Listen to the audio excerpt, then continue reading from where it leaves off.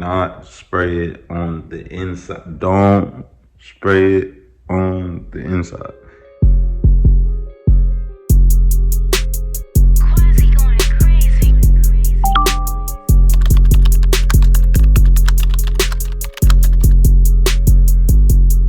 You already know what's going on, man. It's your boy Whistle Wavy, and we back with another one, man. We up here in the garage, and I figured I was gonna give y'all one of them good old school DIYs, man. I know a lot of y'all got the cold air intakes like how I do, and I figured I'll go ahead and, you know what I'm saying, throw y'all a little sauce. So I got the JLT in mine, and it's just that big filter. So you know the cold air intake, when you get that on there, it come with that big funnel and everything at the end. My bad, I'm sweaty, bro. It's extra hot out here in Florida right now, but we got it over here right now. And I already went through the phases, but I figured I'll just go ahead and get y'all a quick video because it's not hard, you know what I'm saying? Just because I know a lot of people be asking about little things they can do, you know what I'm saying, just to get a little more horsepower, things like that. And it ain't gonna make nothing dramatic difference, you know what I'm saying? But just, you know what I'm saying, little maintenance tips for the crib. So first thing you wanna do, you wanna go get the recharge system. It's a K&N recharge system. This is gonna have your cleaner and your oil in it. So after you get that, you're gonna come home, or you know what I'm saying, if you pick it up, however you do it, you're gonna take your filter out. Me personally, I took my whole intake out because, well, I'll just show y'all real quick. I ain't showed y'all the engine in a little second. Show you what we be looking like inside. It look like it's finna rain.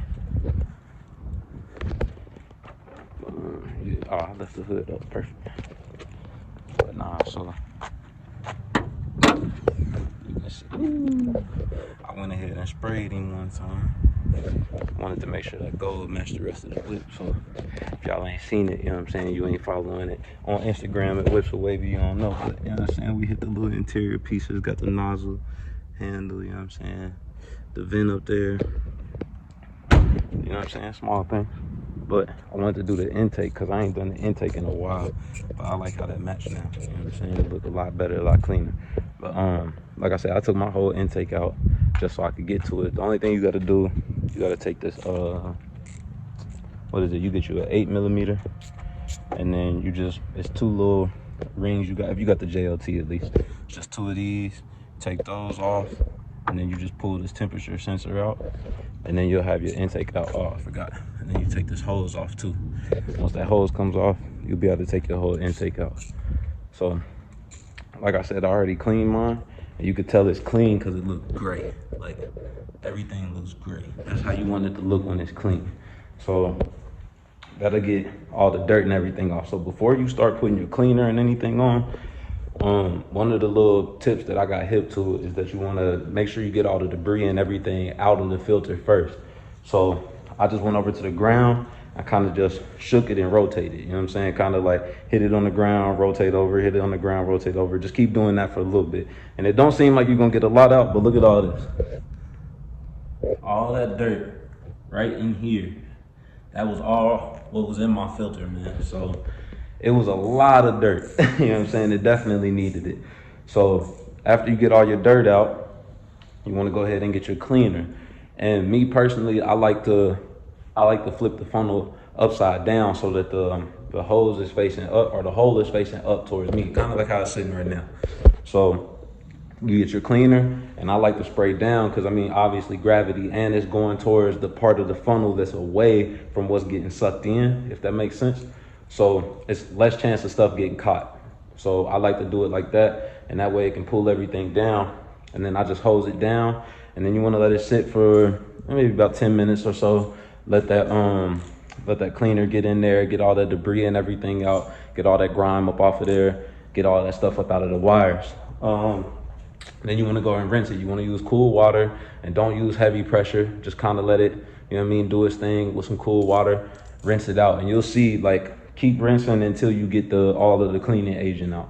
Then once you get done with that, me personally, I always like to do things twice, 2 or 3 times, just to make sure it's clean, you know what I'm saying? Like, cause it's really the kit, I think the kit was like $20, you know what I'm saying? It really wasn't bad. So get the kit and everything, and then to be able to just throw it in, it was quick, easy money, you know what I'm saying? So might as well just make sure you get a couple good thorough cleans in there. Just make sure it's all the way clean. My bad, it's starting to get dark. I'm trying to move quick. So after you clean it, Like I said, I did mine. This is my second rinse, you know what I'm saying? So I cleaned it twice. And even on the second rinse, you can still see like a lot of brown water coming out. Like the detergent was pulling a lot of that brown water out. So we got it nice and clean, and then we're just sitting it outside to let it dry. So after it gets done drying, we're gonna go ahead and put our oil on. And it comes in aerosol cans. A lot easier to make sure it's on there easier. So this is the filter oil, and I think it's red. I'm pretty sure it's red, but you want to spray it and make sure you get an even coat of red on the outside. I'm pretty sure it's the outside, but you want to spray the whole outside and make sure it's that good even color. You know what I'm saying? Good consistency.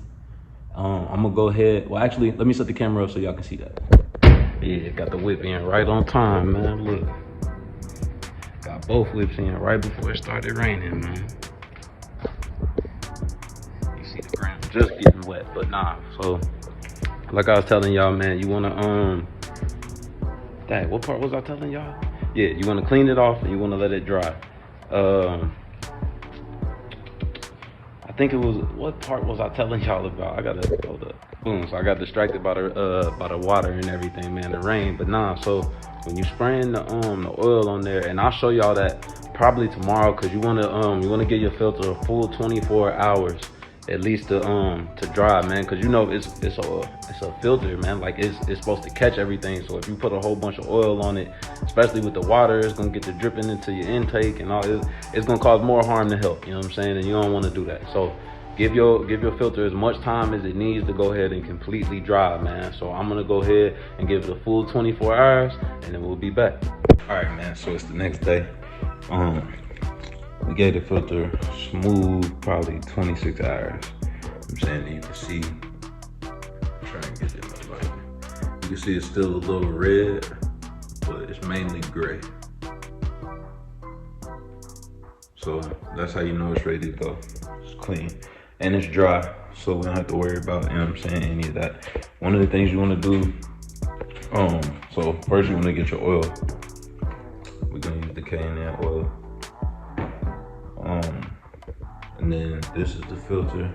It's JLT, but we didn't have any of those kits available, so we just went to K&N. I looked into it and they said it's fine. It's no big deal. It's just the oil. You're just cleaning it. Excuse me. So we got our filter, and the one thing you want to do is just make sure when you spray it on there, you spray it evenly, man. So don't oversaturate it, and do not spray it on the inside. Don't spray it on the, do not spray it on the inside. Don't spray it on the inside. And don't overspray it, because the less you do, the better. Even if it, I think the guy said it's like 20-some%. Like even if you did less than like 20 or 30%, man, it's still okay. You know what I mean? You would rather have less than more, you know what I mean? So I'm gonna just stand this thing up and we're gonna go ahead and get it spraying.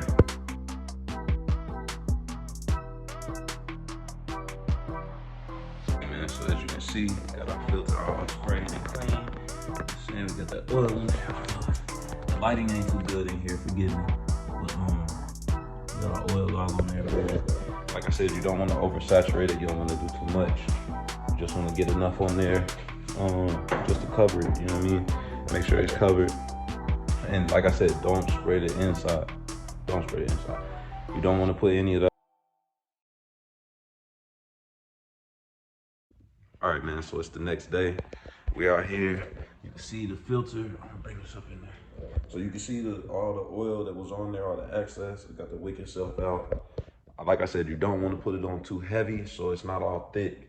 So, you know what I'm saying, a little coating on the outside. And I like to hang it upside down, you know what I'm saying, so everything kind of drips down, because when it's in there, it's gonna be sitting like this. You know what I'm saying? So you can get a lot more of that draining, that wicking going on, so you don't have to worry about that. But one of the other things too is the wait time. So I've seen a lot of different variations of time that people wait. Some people wait like 20 minutes. Some people wait like 4 hours. So me personally, I would say just give it as much time as you need to. I didn't have anything going on, so I went ahead and just let it hang out overnight. So it probably got, say, maybe 8 to 9 hours to dry. So anyone who deals with these types of substances, oil and stuff, you know what I'm saying, the more time you give it to dry, the less chance you're gonna have of something going wrong, man. So just give it time. Don't rush it. So next thing you want to do, you're gonna go ahead, get your filter, and then you're just gonna throw it back in, man. Easy peasy. You know what I'm saying? It's a little socket right here, a little 8 milli, and that's what you're gonna take off. So like I said, this is for the JLT. It's just 2 brackets. Mine is painted gold. You can't really see it right now. Or actually, it's 3 brackets. I'm sorry. It's the one that connects to this elbow piece right here. These 2. And then it's the one that actually connects to the filter. So once you take that off, you're good to go, man. And it's easy peasy.